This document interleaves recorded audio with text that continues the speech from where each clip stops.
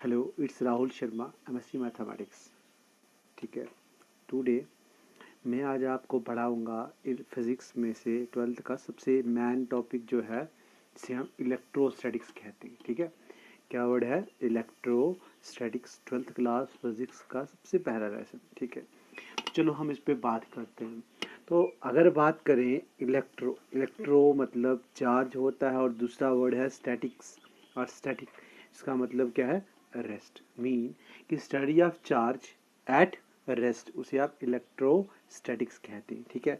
तो सिंपल सी बात करूं, what did you mean by electrostatics? Electrostatics is a branch of physics deal with the study of charge at rest. ठीक है। इसमें हम स्टडी किसकी करेंगे? चार्ज की रेस्ट पे करेंगे, उसे इलेक्ट्रोस्टैटिक कहते हैं। ठीक है। तो अगर हम चार्ज की स्टडी मोशन में करें, उसे करंट इलेक्ट्रिसिटी कहते हैं।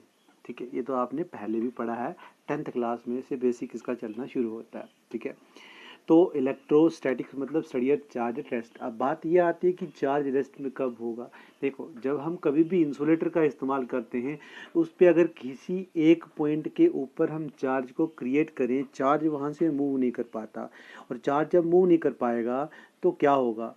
चार्ज मूव ना कर पाएगा तो चार्ज रेस्ट में होगा। चार्ज रेस्ट में है, इसका मतलब हमने क्या पढ़ा? स्टडी ऑफ चार्ज की। कहाँ पर? रेस्ट में, क्योंकि चार्ज तो इंसुलेटर पे मूव नहीं कर पाता, रेस्ट में। अगर कंडक्टर ले लेंगे तो चार्ज मोशन में आ जाएगा, तो तब उसे आप कहोगे study of charge at motion. ठीक है। तो अब आपका मेन क्वेश्चन है कूलम्ब लॉ। ठीक है, इन स्केलर फॉर्म। ठीक है। उसके लिए मैं क्या करता हूँ, डायग्राम के हिसाब से एक सिंपल सी लाइन ले लेता हूँ, जिसके ऊपर 2 पॉइंट चार्जेस ले लिए। एक लिया Q1, दूसरा क्या लिया? Q2, separated by a small distance. इतना सा काम है। ठीक है। कूलम्ब लाइन स्केलर फॉर्म कहता है कि आपने, ठीक है, 2 पॉइंट चार्जेस लिए। दोनों चार्ज क्या होने चाहिए? इक्वल और लाइक चार्ज। ठीक है। 2 पॉइंट चार्जेस लिए, कंसीडर किए, Q1 Q2, और स्मॉल डिस्टेंस से सेपरेट किए। ठीक है। तो क्या कहता है स्टेटमेंट इसकी, कि it state that force is directly proportional to the product of charges and inversely proportional to the square of the distance between them. ठीक है। आई होप समझ आया होगा। मीन की फोर्स डायरेक्टली प्रोपोर्शनल करती है दोनों चार्जेस के प्रोडक्ट पे, और इनवर्सली डिपेंड करती है दोनों के स्केयर के, डिस्टेंस के। ठीक है। तो देखिए, मतलब फोर्स ये दिख रहा है आपको सामने। ठीक है। ये क्या कहता है कि फोर्स जो है वो डायरेक्टली डिपेंड करेगी,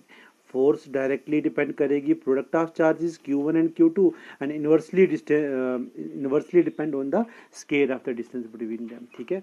आई होप ये भी अच्छे से समझ आया होगा। अब चलते हैं, जब भी डायरेक्टली प्रोपोर्शनल साइन को हटाया जाता है, ठीक है, जब भी डायरेक्टली प्रोपोर्शनल साइन को हटाया जाएगा, उसकी जगह इक्वल टू और साथ में एक कांस्टेंट लगाते हैं। ठीक है। और कांस्टेंट क्या लगाया? के लगा दिया। ठीक है।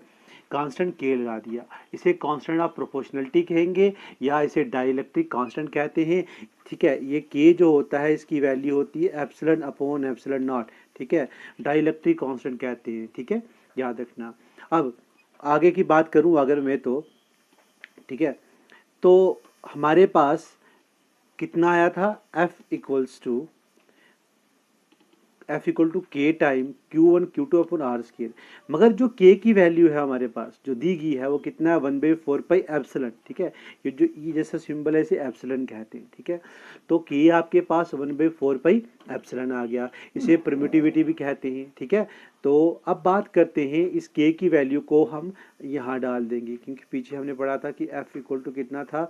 के टाइम Q1 Q2, ठीक है, Q1 Q2 अपॉन आर का स्केयर था। ठीक है। तो इस के की जगह हमने इसकी वैल्यू डाल दी। कितना बचा? 1/4 pi epsilon not Q1 Q2 upon R square. ठीक है। आई होप ये भी समझ आ गया होगा आपको। ठीक है। अब चलते हैं हम आगे। जब के की वैल्यू डाल दी, अब कहता है कि हमारे पास जो यहाँ एप्सिलॉन, क्या है? एप्सिलॉन। एप्सिलॉन की वैल्यू होती है एप्सिलॉन नॉट टाइम, ठीक है, की। क्या होगा? एप्सिलॉन नॉट टाइम की। वही डाल दी हमने, यहाँ दिख रहा होगा आपको। ठीक है।